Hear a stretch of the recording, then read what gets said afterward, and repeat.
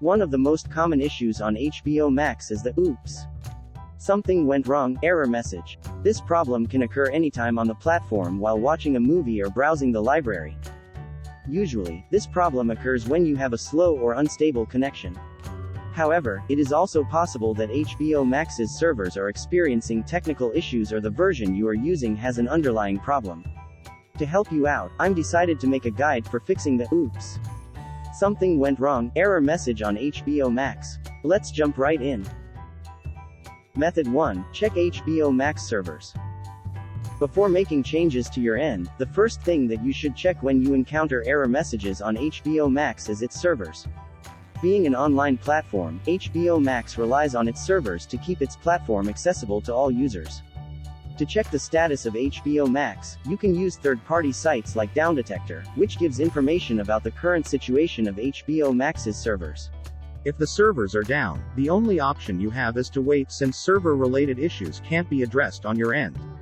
On the other hand, proceed to the following method below if HBO Max's servers are online to fix the problem on your device. Method 2. Try watching another show. Suppose you encounter the "Oops, something went wrong" error on HBO Max while watching. There's a chance that the show you initially played has a problem. To confirm this, go back to the media library and try playing a different title. Method 3. Turn off VPN. Virtual private networks could also be the reason why you encounter error messages on HBO Max.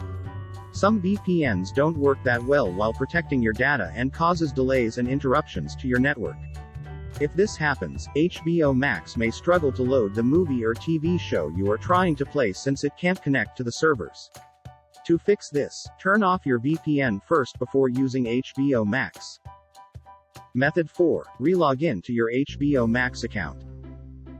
Visit HBO Max's website using any browser you prefer. Next, click on your profile to open the drop-down menu. Finally, click the Sign Out button to stop your session.